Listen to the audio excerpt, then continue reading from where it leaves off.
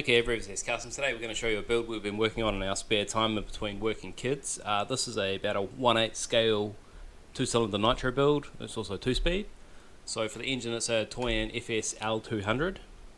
We'll leave links in the description anyway if you guys want to check them out.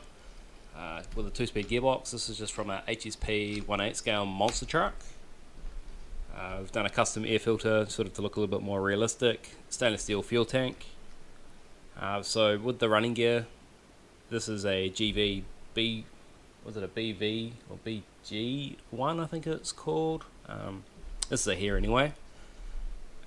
We've made a custom 5mm carbon shock tower on the front. We've changed the way the servo is, so it used to sit a lot further back. Obviously we need a clearance for the fan to make sure nothing hits. For the front we've extended the wheels out. These are some Cyril 3DFX extra hard looper front rims from RC Maker here in Australia.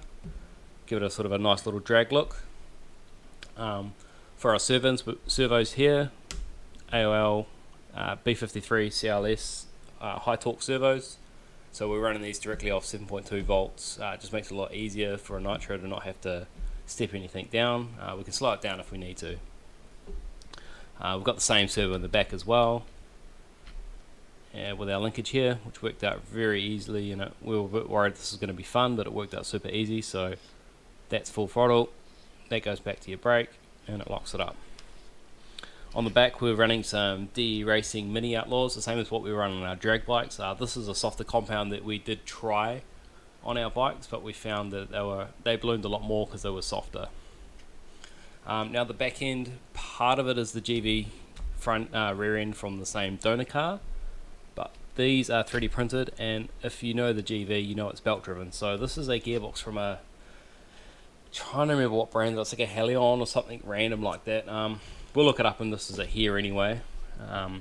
So we've made it shaft driven. Makes, obviously trying to belt the shaft is a little bit awkward to try to get the drive line how we wanted it.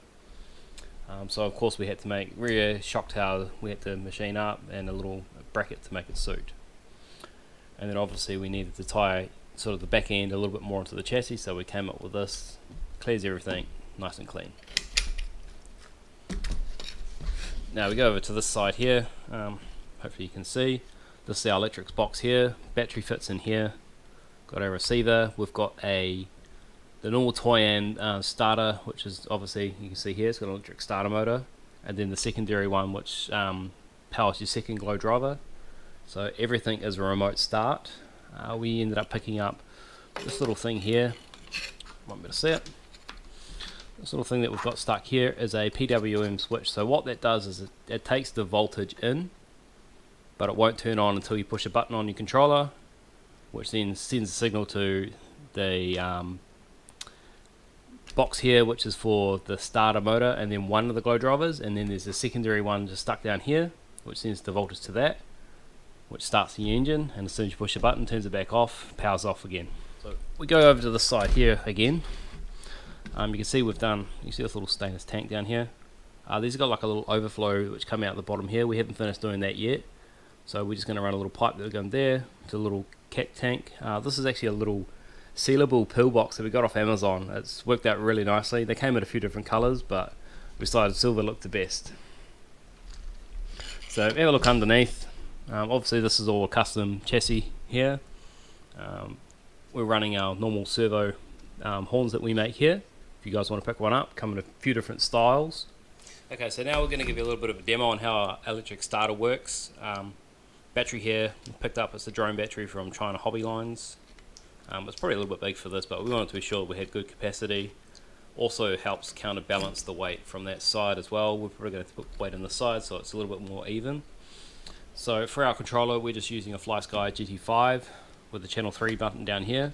Now this isn't an on-off as such, it's sort of a click on, click off, so you've got to be sure to turn it back off once its engine's running, which is why we've put this little light here. This will light up when the button's on, so we can know if it's on still, so we can make sure that we turn it back off once the engine's running, because obviously it's quite loud. So with the button here, button goes on, switch as it normally would on a nitro.